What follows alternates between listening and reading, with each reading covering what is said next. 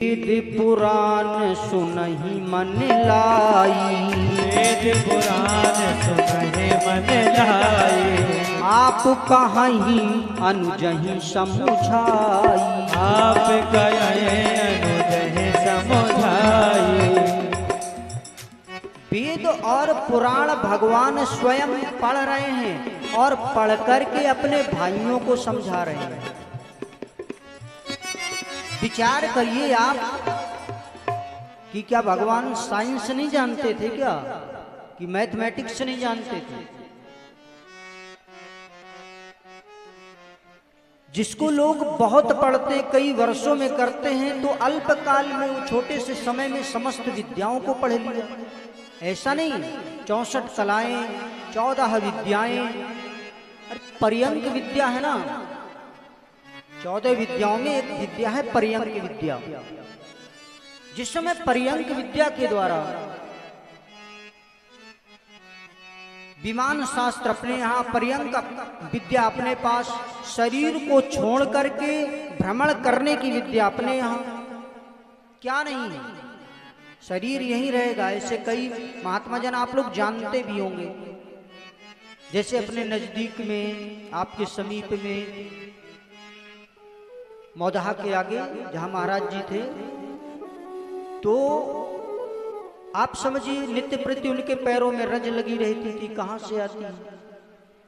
कई बार प्रयास किया गया, कभी कुछ खाते नहीं थे। वो सब विद्याएं थी, आज भी हैं। ऐसा नहीं कि कहीं चली गई वो विद्या, कहीं नहीं गई।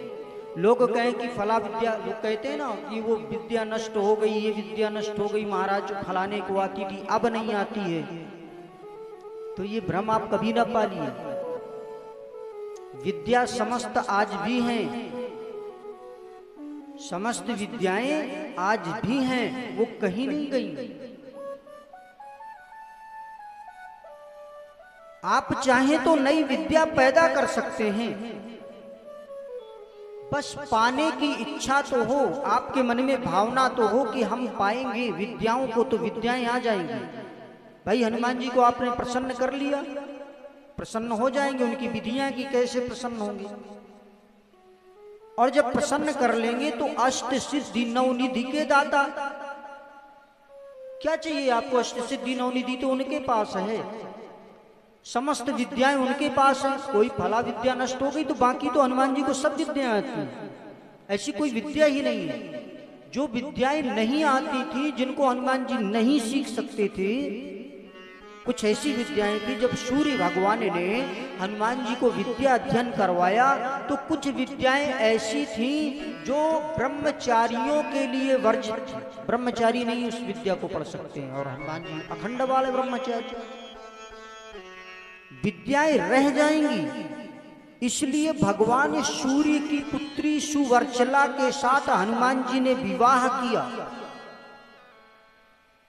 और इसके पश्चात भगवान सूर्य से बोले कि अब मैं उन विद्याओं का अधिकारी हूं जो आप मुझे सिखा सकते हैं, क्योंकि अब मेरा विवाह हो चुका है। तो समस्त विद्याएं तो हनुमान जी महाराज के पास है ना। आप ये ना कहिए कि हमारी भारत भूमि से विद्याओं नष्ट हो गई हैं, आज भी हैं, सदैव रहेंगी। प्राप्त करने वाला हो सामने आ जाए। इसलिए वेद पुराण सुनहि मन लाए, वेदों और पुराणों को भगवान श्रवण कर रहे हैं, सुना रहे हैं अपने भाइयों को। ऐसे नहीं, समझा करके कि देखो ये है, ये है। विमान शास्त्र आप पता नहीं होगा, हमारी कितनी विद्याएं, जितनी भी वैज्ञानिक विदेशों में हो रहे हैं, अब इससे पहले नहीं होते। जब भारत में आए 1600 ईस्वी में, जब अंग्रेज यहाँ पर आए, इसके पहले अंग्रेजों के पास कोई गणित नहीं था, कहीं कोई वैज्ञानिक नहीं था, भूखों मर रहे थे, भारत सोने की चिड़िया था। लेकिन जब हमारे, उन्होंने धन को भी लूटा और हमारे शास्त्रों को भी लूटा, शास्त्रों से चुरा चुरा करके विद्याएं वो वहां पर ले गए, अध्ययन किया। तो 1600 क्या 1800 के बाद, 1600 में भी नहीं, 1800, इस समय 2024 चल रहा है ना, 18 मात्र 200 वर्ष में इतने वैज्ञानिक हो गए कि कुछ कहना नहीं है। अब जो भी आप पढ़ेंगे फला फला फला कितनी, उससे पहले अंग्रेजों ने कोई वैज्ञानिक पैदा नहीं कर पाया। और हमारा भारतवर्ष इसके पहले भी था, आज भी है और आगे भी रहेगा, क्योंकि हम लोग आत्मचिंतन करने वाले हैं। ऐसे ऐसे योगियों के दिव्य दर्शन हो जाते हैं कि जो कि कंदराओं में गुफाओं में छिपे हुए हैं। उनके पास कितनी विद्याएं होंगी, कितना अर्जित किया होगा उन्होंने, हजारों लाखों वर्ष से बैठे हुए हैं वो। न शरीर छूटा न कहीं कुछ। एक अंग्रेज एक दिन लगा करके बाढ़ चल रही थी नदी में, आपको शास्त्र मतलब प्रामाणिक ऐतिहासिक प्रामाणिक बातें बता रहे हैं। जिस समय अंग्रेज लगा रहा है, मशीनें लगाए है, देख रहा है कि नदी में बाढ़, तो उसने देखा कि एक वृद्ध पुरुष, एकदम वृद्ध, जटाएं लंबी लंबी सी, वो एक जो निर्जीव शरीर बहता जा रहा है, एक शव बहता जा रहा है नदी में, उसको खींच रहा है ताकत लगा लगा करके, जोर जोर से। जब खींच रहा है, हाँफते हाँफते जैसे तैसे किनारे ले आया और वो दूरबीन के द्वारा देख रहा है। उसने कहा ये मुर्दा व्यक्ति को ये क्या कर रहा है घसीट करके। थोड़ी देर में उसने देखा कि वो नवयुवक जिसको घसीटा जा रहा था वो जीवित घूम रहा है।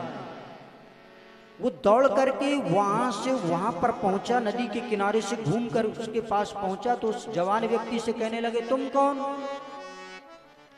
उसने देखा पास में वही वृद्ध मरा पड़ा है जो खींच रहा था, जीवित, अर्थात शरीर बदल चुका है। महाराज आप कौन हैं? आपने ये शरीर, पहले तो उसने उनको धमकाया, तुमने इस वृद्ध को मार डाला, चलो तुम्हें जेल होगी, इस प्रकार से। तो उसने कहा मैंने किसी व्यक्ति को नहीं मारा, मैंने शरीर बदला है अपना। ये शरीर मेरा वृद्ध हो चुका था, इसलिए मैंने शरीर छोड़ दिया और मैं अब दूसरे शरीर में प्रवेश कर गया। सोचिए, आदि शंकराचार्य इस शरीर से उस शरीर में प्रवेश करना जानते थे। आदि शंकराचार्य आज से 2400 वर्ष पहले जब मंडन मिश्र से उनका शास्त्रार्थ हुआ, मंडन मिश्र से शास्त्रार्थ करने मात्र में कई दिन लग गए। अब मंडन मिश्र तो हार गए, तो उनकी पत्नी आ गई, कहने लगी अब आप मुझसे कहिए, मुझसे शास्त्रार्थ करिए, मुझे हराइए। तो आदि शंकराचार्य जिन्होंने चारों मठों की स्थापना की है, बद्रीनाथ, केदारनाथ, रामेश्वरम और द्वारिकापुरी, कहने लगे कि आप शास्त्रार्थ के लिए, तो फिर बैठ गए शंकराचार्य। और जब शास्त्रार्थ होने लगा तो उसने वही प्रश्न ऐसे ऐसे पूछने प्रारंभ कर दिए जो शंकराचार्य, चूंकि वो भी ब्रह्मचारी, उन्हें पता ही नहीं था, वो शास्त्र उन्होंने नहीं पढ़े थे। तब उन्होंने कहा कि मैं आपसे शास्त्रार्थ कर तो सकता हूं, लेकिन मुझे 3 महीने का समय चाहिए। उसने कहा ठीक है, आप 3 महीने बाद आ जाइए और मुझसे शास्त्रार्थ करिए। वो जानती थी ये क्या करेंगे, सन्यासी, आप कहाँ जाएंगे, किससे पूछेंगे, वो ऐसे ऐसे प्रश्न थे। जब यह देखा, शंकराचार्य ने अपने शिष्यों को बुलाया, मेरे शरीर की रक्षा करना, और दैवगत उसी समय एक राजा की मृत्यु हो गई। शंकराचार्य ने इधर शरीर छोड़ा, सब सेवा में लग गए, रक्षा में लग गए, और शंकराचार्य जाकर के राजा के शरीर में प्रवेश कर गए। 3 महीने तक उन्होंने जो विद्याएं स्त्री और पुरुष से संबंधित उन समस्त का ज्ञान प्राप्त किया। राजा का शरीर छोड़ा, अपने शरीर में आए, फिर उन्होंने मंडन मिश्र की पत्नी से शास्त्रार्थ किया। हमारी विद्याएं बड़ी विचित्र हैं। वेद पुराण शास्त्रार्थ साधारण नहीं है, लेकिन हमारी वहां तक पहुंच नहीं है, क्योंकि हम संस्कृत नहीं है। अंग्रेजी में जब आप बालक छोटा सा होगा, ए फॉर, कोई ने संस्कृत पढ़ाने की कोशिश नहीं की, इस भाषा को ही विलीन करने में लगे हैं। विचार करिए, आप देखेंगे ईसाई धर्म में अगर आप विद्यालय वहां के जाते हैं, सेंटर में, एजुकेशन सेंटर में जाते हैं, तो वहां पर आपको बाइबल पढ़ना अनिवार्य है। जो अंग्रेजों का मुख्य धर्म ग्रंथ है बाइबल, उसको पढ़ना जरूरी है। अगर आप मुस्लिम धर्म में हैं तो फिर आपको आपके विद्या